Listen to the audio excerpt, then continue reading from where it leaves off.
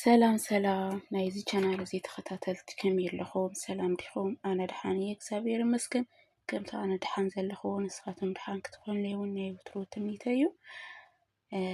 ናይ ሎማዓንቲ ቪድዮ ትኸውን ብዛዕባ እታ ሓፍትና ብሓቂ ኣነስ ኣብዚ ኤፍቢ ክቀባበልዎ እየ ርአ ማለት ኣዴና እንድሕር ዝኣመና ሙሉ መንደቕ ኢና ክነኣምን 10 ዓመት ሙሉእ ማለት ቀሊል ኣይኮነይ ናይ ሓደ ቆልዓ ዕድመ እዩ 10 ዓመት ሙሉእ 11 ዓመት ሙሉእ ሰሪሓ ክልተ ገዛ ካብ ሓደ ከይባል ክልተ ገዛ ሰሪሓ ብወላዲትካ ብቤተሰብካ ጥልመት ምውራድ ማለት ብጣዕሚ ከቢድ እዩ። ብሓቂ ኣነ ብጣዕሚ የተደናጊፀ አንቶ ምስ ረኸብዋ ብጣዕሚ ሓዚናትኒ ምስኪነይቲ ገፃ ብምሉእ ተጠቢሱ ብስራሕን ብስደትን ምስኡ ክንደይ ዓረው ጨሮ ክንደይ መከራ ክንደይ ፈተና ብሓቂ እቲ ዓይነት ግዜ ከም ዝበፅሐና ብጣዕሚ እዩ ለብን ማለት ኣዶስየንስ ድሓን ሞቶም ኣሕዋታ ተኻሊእ ቤተሰብ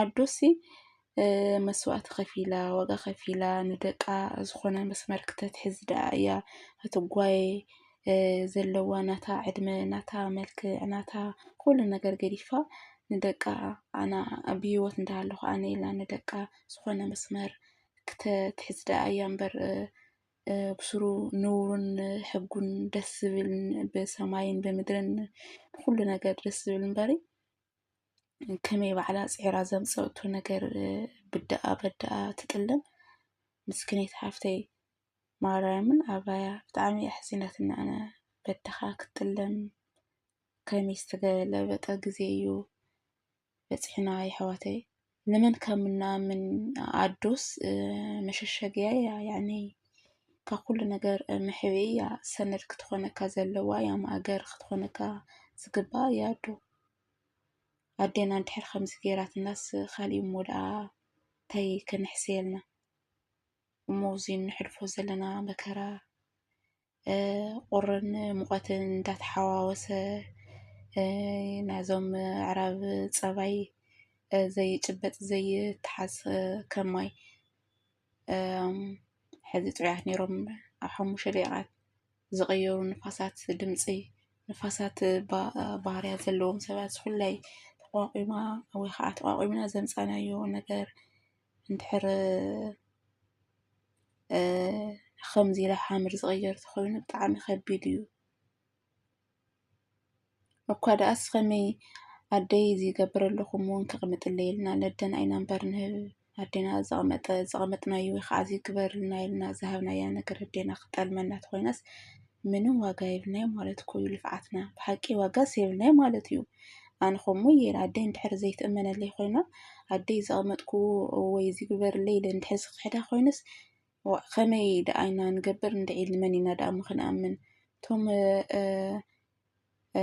ሎሚ ስቶም እንትና እኳ ገዲፎምዎ እቶም እንታይ እዮም ዝበሃሉ ፍቅረኛ ዶ ሰብኣይ ተጀናጅኖም ቅርሺ ድዩ ወይ ሓደ ሓደ መሬት ሓደ ሓደ ገዛ ይክሕዱና ነይረን እንኳን ዝብላ ዝነበራ ንሱ እኳ እሳቶም ተመስኡን እኳስ ገዲፎምዎ ሎምስ ግርምቢጥ ማይ ልዓቐብ ሕዚ ከዓ በዶ ክጥለማ በዶ ክከሓዳ ክትርኢ ከለካ ብጣዕሚ እዩ ዝሕዝን እግዚኣብሔር ኣምላኽ ዘይሓሰበቶ እንጀራ ዘይሓሰበቶ ነገር ይሃባ ነቲ ሓፍትና እውን እንተኾነ ተነዲኣ ወይ ከዓ እቶም ቤተሰባ ልቢ ገዝኡ ወይ ኣብ ማእኸል ዓበይቲ ሰባት ይኣትይዎሞ ብዝኾነ መንገዲ ተሸናጊሎም ድዮም ብዝኾነ መንገዲ ተዓሪቖም ድዮም ክምልሱላ ተዘይኮይኑ ከዓ እግዚኣብሔር ኣምላኽ ዝሐሸ ነገር ይሃባ ኪዳነ ምሕረት ዝሐሸ ነገር ይሃባ ሓፍተይና በእውነት ኣነ እዚ እየ ንዓኣ ዘምነያ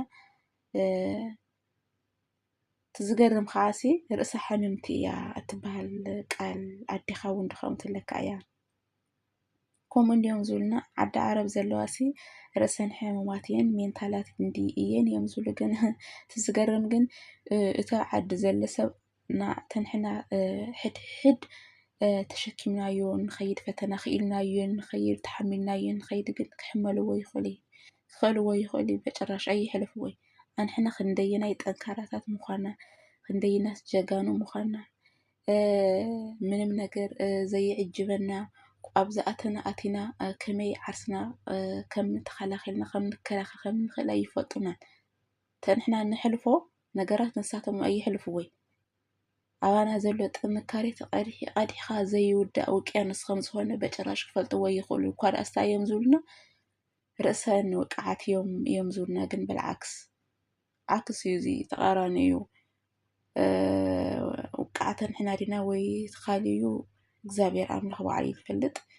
ግን ኣዶ ከመይ ርእሳ ውቅዓ እዩ ትብላ ንጓላ ኣብ ልዕሊ ጥልመታ ኣብ ልዕሊ እዚኣ ብዙሕ ነገር 10 ዓመታ ጉልበታ ሂወታ ሰሓቃ መልክዓ ኩሉ ነገር ተመንጢላ ዘምፀአቶ ገዛ ተመንጢላ ዘምፀአቶ ንብረት ተመንጢላ እንዳሃለየት ተኺዳ እንዳሃለየት ኣብ ልዕሊ ከዓ ሜንታሊ ወይ ከዓ ርእስኺ ናይ ርእሲ ፀገም ኣለኪ እዩ ዝብል ቃል ካብ ኣዶ ትሰምዕ ከለካ ብሓቂ ብጣዕሚ እዩ ዘሕዝን ብጣዕሚ እዩ ዘሕዝን።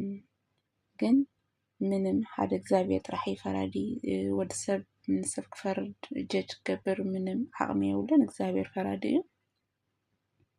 ዝሓፍትና ከዓ ናቱ ንብዓታን ናቱ ድኻማን ከዓ ብዘይ ምንም ጥርጥር ፈጣሪ ከም ሰብ ይኮነ እሞ ፈጣሪ ከዓ ንብዓታ ሓቢሱ ዝበለፀ ክባ ይኸውን እዩ ክባ እውን እዩ።